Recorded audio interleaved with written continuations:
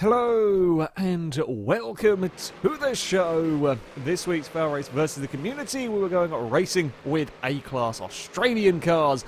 You may sadly notice rather a few gaps on the grid. There were cars there. That's Forza replays being really helpful indeed. Either way, as we mostly get around turn 1 okay, around the top of the hill, that's where things would go a little bit badly. Well, I'm not sure if there were more cars involved or not, but a tiny bump actually, between the white Holden and the Ford Falcon would end up with the Ford bouncing off a tyre bundle and back out into traffic. A number of cars collected in that, my one included, suffering some pretty sizable damage. I hate the tyre bundle. The tyre bundles are so much more dangerous than anything else in this game for just launching cars back out into the middle of the road. It's really not a particularly helpful thing. Most cars made it through unscathed, but yeah, there were 3 or 4 cars taken some heavy damage, mine being one of them. Johnson had joined us for this race in this first round, was driving the grey HSV. That car very quick through the corner, struggled a little bit compared to some vehicles down the straight. I mean, the Ute here able to pull a little margin, but it wasn't going to be enough. The HSV able to carry so much speed around the outside. As the pair of them are going too wide, slowing each other down. The Falcon spots an opportunity. It's around the outside at the top of the hill. Good driving by both of them there. Great overtake. Going too wide at the top of the hill there is a scary place. Scary place at the best of times. But the Falcon made that one stick to move up a position. You can see the big gap back to, I think it was my car actually behind there, where the damaged vehicles were. The Ute leading the way made a little bit of a mistake heading on to the straight. That would hand the lead over to a Commodore, although the Holden was struggling with speed. Very quick through the corners, but gets a little bit murdered down the straights. The Monaro here, very fast indeed, comes soaring past. That's a Commodore as they head down towards the chicane, although Monaro not quite so good through the chicane. The Commodore gets things wrong, slightly under brakes, has a rear wheel on the grass, very nearly loses the back end. Does a good job of getting that car just about under control, loses some time, can't make up time through the corners essentially on these 2 cars, but keeps it out of the sand trap, which is probably the most important thing to be doing. Now the Monaro trying to hunt down that leader will close up when we go down any of the straights, although not quite so good through the corners. And immediately you can see the Commodore fighting back through turn 1, carries so much more speed, although hasn't really got anywhere to go. And this is the problem for the cars struggling more with their straight line speed, the more handling orientated cars. They get stuck behind some of the speed cars and they just can't make up enough time through the corners because they're being constantly slowed down essentially. When it comes to the straight, and speed cars will pull away. The group at the front would gradually sort of start to bunch up here. Normally you have the closest racing at the start and then everything gradually spreads out, but that was not the case here whatsoever. The Monaro very sideways as they head down towards the back straight. It's too wide in all sorts of places. This Falcon having a look to see if he can get past the HSV, swapping sides all the way down towards the top of the course. He can't quite get the nose underneath. Still, the Ute continues to lead. The Monaro can't get off this final corner massively well, but is very quick when they get onto the straight. Unfortunately, HSV and Commodore get connected together, one ending up being spat across the circuit. The Falcon is up to the front of this little group. Johnson's HSV is blocked in with absolutely nowhere to go. There is no space for a car at that particular point as they head into the braking zone once more. The HSV still just got nowhere to go as the cars ahead are too wide. The Falcon's around the outside of the second part of the chicane would move himself up into a 3rd place as Johnson's HSV would get to the inside at the final turn to try and make that pass stick, and indeed he would. The Commodore not wanting to run the risk of clonking that tyre bundle. It's a nasty final corner tyre bundle if you end up out wide. And smack that one. So yeah, the Commodore kind of ducked back into line. Johnson would make his way up into 2nd and go chasing down the leader, although would get a little bit stuck trying to find a way past. The HSV was quicker around a lap, however was unable to find a way through. The Ford faster down the straights. The Monaro much faster than all of them further back, and the Monaro was making life difficult. As soon as the HSV got into kind of range of trying to make an overtake, Monaro comes soaring back past again. HSV would have to try and find a way, you know, to overtake the Monaro again and then lose time against the Ute. It was just, yeah, kind of a vicious cycle in the closing stages of this race. Again, it can go round the outside into the chicane. Got the grip, got the speed in that car to make passes stick around the outside of the chicane. And we're back up into second without too much trouble. You can see the size of the gap it's now got to try and close back again onto that Ute.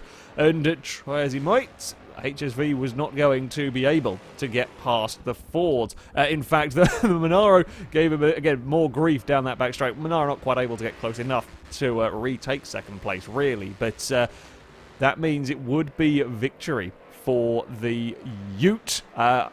Johnson's HSV in a close second, the Monaro in third. Fourth place was a lot more frantic on this final lap. As I said, the front of this field really did close up in the later stages, so there were 3 or 4 cars here all battling for fourth place. Well, I say fourth place. Third, the Monaro was just about in touch with this group at this stage, but they knew that thing was going to pull miles away by the time they got to the back straights. As they head on to the straights, the Falcons going side by side. HSV behind those, both the Falcons slithering their way out of that corner as we get a nice close-up of the back of the Fords. The HSV actually one of the fastest cars in this group for the long back straight, with the Commodore further back, not able to do anything down the straights, but not going 3 wide into the chicane and able to carry a lot of speed would be helpful. HSV gets that pass done initially into the braking zone. It's the Falcon, though, on the outside, with the HSV and the Black Falcon struggling across the dirt. The Red Falcon would be able to go and get the position. The Commodore is coming to try and join in, can't quite get fully alongside. It's a very sideways Falcon that clips the tyre bundle and goes for a tumble. It was, you know, finished. At the stage it went for a tumble, but still, it's a proper FailRace video. On to the podium, it'll be Muri that takes victory with that Commodore. Podium a little bit wrong. Johnson in second with the HSV. Invisible AK in third with that Monaro. Race number 2, and we would head to the Homestead circuit. This in rather foreboding conditions. There was a 40% chance of rain during this race, and I started off with rain, with clouds and lightning, because it was just a spectacular lighting effect. A fairly hectic opening start to this race. I quite like the Homestead circuit, and it proved to be incredibly crowded. There were a lot of cars going 2 and 3 wide through, well, probably most, if anything, of this opening lap.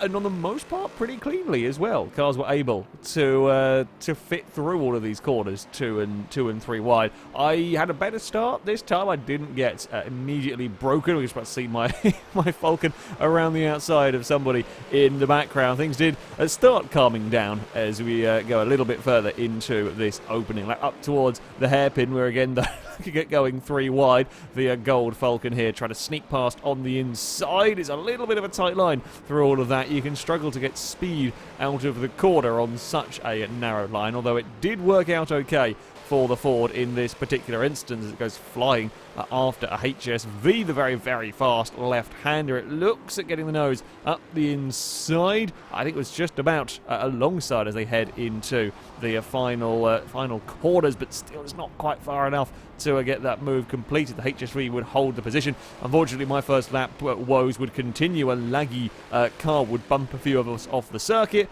me included, and drop me down the order. The HSV would end up in the wall up the banking, lose the place to the Falcon, which would then carry a lot more speed down the start-finish straight and get the move completed on a Commodore, as the Commodore struggled a bit with turn 1.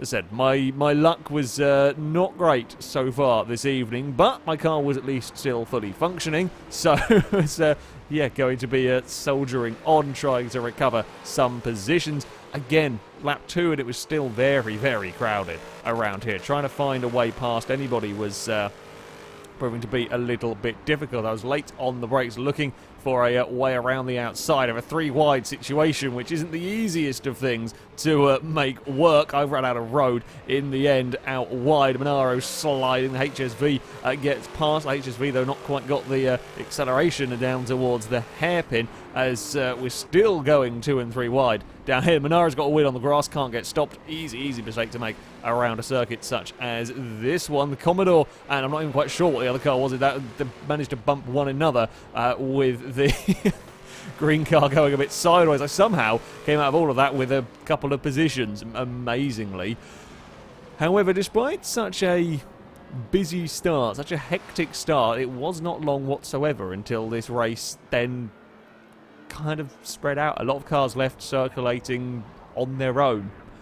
Sometimes that happens. Sometimes that happens with racing. There's a Monaro trying to find a way past the HSV. Almost gets it done through the first couple of quarters. HSV a little bit wide. The Monaro, though, trying to get that power down a little bit sooner. He, too, is off cutting the grass through all of that. And has now just lost that little bit of ground. It's going to take 3 or 4 quarters to get back up to, to the HSV to then try and find that way back past again. And, yeah, there was just not a huge amount going on. The best of the racing, the closest of the racing, was going on for third. Commodore trying to fend off from a Monaro and one of the classic Falcons.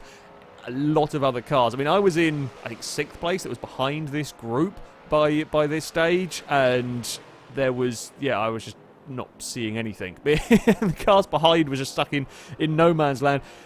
It's the way racing can happen sometimes. The Falcon gets a good move up into the first corner, in which the Monaro immediately repays it through turn 2. They're both faster than the Commodore that's leading them. However, the more that they fight, well, they're slowing each other down. They're allowing the Commodore that little bit of freedom as, again, we head down the next straight. The Commodore will go defensive here. The Monaro looking to the outside. I've tried that maneuver already once in this one. It didn't quite work, and it goes exactly the same way for the Monaro. Out across the grass. The Falcon tries to slide his way up the inside. The rain was now starting to fall. These big, powerful muscle cars probably not going to be looking forward too much to that one. The Monaro spots an opportunity, but he can't quite pull it up in time, of course. The track's now starting to get wet. Your braking zones are changing quite considerably here.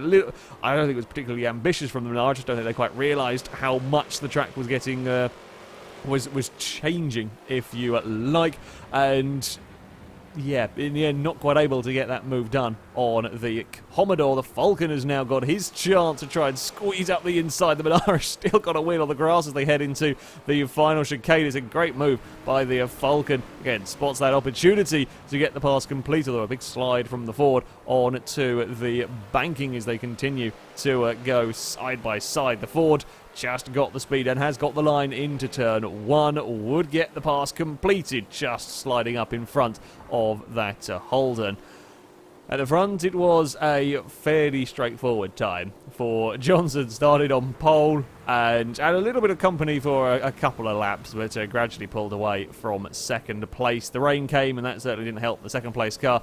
Johnson was able to go on to take a fairly comfortable victory. Yeah, in the end, it was just one of those races where a lot of cars got a bit spread out and not a huge amount of wheel-to-wheel stuff. A shame. Didn't expect to see that at Homestead, but the way it goes. Now, our final race, of course, we would have to go to Bathurst because we are racing Australian cars. We did have some big issues with this one. The first attempt at doing this race, we got to the final lap, and then a lag explosion caused everybody pretty much to lag out of the race, me included. I think only 8 cars ended up in the lobby still after the big lag explosion. So we did have to go and restart this race. It was a nightmare. I apologise to those who wanted to take part or missed out and so on. We had a lot of issues trying to get this working. We were running very, very late by the time we got this one going. There were a few less cars in this than we would perhaps have liked to have seen, but yeah, there we go. Now, there is a reason why we don't tend to race at Bathurst. As much as I like the circuit, it is a very difficult track, and it is a track that tends not to get so much in terms of close racing. Mistakes are easy to make, and if mistakes are made with the track so narrow and the walls around here, big crashes happen. And while us front pack would get through pretty easily, we'd actually get through the first few corners without too much trouble. There would be a shunt further back that would take out 4 or 5 cars in all of this. So yeah, Bathurst was kind of as expected in some ways. I had for once had a decent spot on the grid and was looking pretty competitive. In fact, my Falcon was a nice car. I just hadn't really had much chance to show it in the events. I was up behind the Monaro as we head down towards the bottom of the hill. While my Falcon was good through the technical stuff, it struggled a little bit in terms of the old straight line speed. Johnson had got a Tirana in this particular race, which was ludicrously fast. I think one of the most powerful cars we had here, some 800 horsepower, and that made it far quicker than everything down the straights. Everything. It looks like it's in a different class to the rest of us when it comes to the straights. However, it is very difficult to get that sort of car around the tight technical bits at this circuit. Sure enough, the Tirana would come blazing past me down that long first straight. However, I would almost immediately retake the position through a corner. Then there's an acceleration zone, and the Tirana would get back past me, but that's a lot of the early straight line speed stuff done on this lap. Now it's all into the technical stuff. Up ahead, the Monaro and the Ute were continuing to fight for position. A similar battle between them. The Monaro faster down the straights, but the Ute better through the corners. I was looking for any which way I could get past. Again, much like I said at Road Atlanta, if the handling cars get stuck behind a speed car when it comes to the technical sections, they suffer a lot in terms of lap time, and it would be, well, the second time in one race that I'd managed to overtake Johnson thanks to the grip in my Falcon. A pretty decent pass as well at one of the scarier parts on the circuit. I knew that it was likely to be a short-lived pass. Certainly, I would have to be very quick on the run down the hill. I'd have to make as much time as I could through these corners to try and get far enough away from the Holden when it came to the straight. It wasn't just me either that needed to worry about the speed of the Tirana, because the Ute wasn't that far up the road. The Monaro was quick, but not this fast. The closing speed is ridiculous. The closing speed is utterly, utterly mad between that car and the rest of us. The Monaro, well, would have been at a safe distance, although that goes for a bit of a trip across the gravel trap and would fall to the back of this little group. I mean, all of that kind of margin, or a lot of that margin the Tirana had, then gets evaporated in the braking zones through the corners as the Ute is right back there on the rear bumper. Tirana really struggling to get slowed down into the final corner. That would put the Ute back past up into a second place. My Falcon was alongside briefly because that acceleration again down towards turn 1. The Ute's got the grip and got the handling to get around the outside, although pushes it a little bit too much out onto the grass. That would promote me up into third as the mad Tirana would go off running away again down the straights. A small mistake from me would drop my Falcon, sadly, further back, and it was this group of cars. It was really the fight for third that was the most interesting bit. Again, we had a lot of cars further back spread out, a few with damage as well, had to take trips to the pits and so on, but even though it didn't, there was a lot of cars that ended up getting spread out further back with just not much going on. The fight for third was where the majority of the action was. The Ute versus the Monaro, and a Commodore coming to join in the fun, with my Falcon desperately trying to recover. The Monaro able to out-drag the Ute once more down this back straight. However, the Ute much, much better through the corners. And the more they fight, of course, the more that helps the Commodore, the more it helps my Falcon as well to try and join in this group. Down towards the final corner we go once more. The Monaro with that acceleration, but he can't get turned in quite where he wants to. The Ute's going to find a way past. Here comes the Commodore as well, up the inside. A big, big wiggle from the Holden, as now it is the Ute's turn to come under fire from the Commodore. The Monaro in the end runs out of brakes, just can't get that stopped into the first corner. That would allow me back past as the Ute and Commodore would continue to fight further down the road. I think the Ute eventually getting the straight line speed in order of that. Closing stages of the race, and I would manage to work my way back up to this group. My Falcon, again, it was performing pretty damn well around this circuit, but even this group we got stuck in a little bit of a scenario in which not much was happening. Not a huge amount was going on. The Ute was fast enough to get out of range of the Commodore by the time we got to the corners, and the Commodore and Ute were fast enough to get out of range of me by the time we came to the corners. So, yeah, while at times it would just close up, it looked like somebody might be able to. The Commodore's just about close enough to have a little think, but then never ever really materialised. At the front, it would be another ute, the Pursuit ute, that would go on to claim a victory. Again, another help starting out at the front and able to keep out of all of the trouble. I think the Tirana was maybe slightly closing. It was closing a little bit per lap, but not by a huge amount. It certainly wasn't going to have anywhere near enough time to catch to the Ford. It's, yeah, just the way that some of these races go, you know, and this is one of the dangers of Bathurst, is that you can end up with these little bit less exciting of races. Onto the podium, and it would be Murray that would take a victory. Johnson in second. I wasn't on the podium, a little bit lag out in the on the cooldown lap. You're definitely with the Hoonigan ute in it. 2 utes on the podium is not bad going either for A class here. Yeah, it was one of those evenings. It was one of those evenings. Certainly, again, for my Falcon, I've had terrible luck the last 3 or so weeks with grid spots. I've been down right at the very back. The only time I haven't been was at Bathurst, and I had a better race in that one. The Vulcan was actually a very good car, more of a handling-based car, but certainly worked. Was competitive lap time-wise at Road Atlanta after I had to take it to the pits and get it fixed, but I was miles down out of traffic. At Homestead, I just sat on my own for the entire race in no man's land, and at Bathurst, a little mistake from me cost me a chance at a podium, but a decent enough battle in that group of cars. I like the Falcon though. I did like the Falcon. It was a nice choice of cars. Also, Ford's won all 3 of the races, so sorry Holden fans, but there we go. That, though, is going to be it for this week's Versus the Community. The next one is going to be held on Thursday, the 15th of February.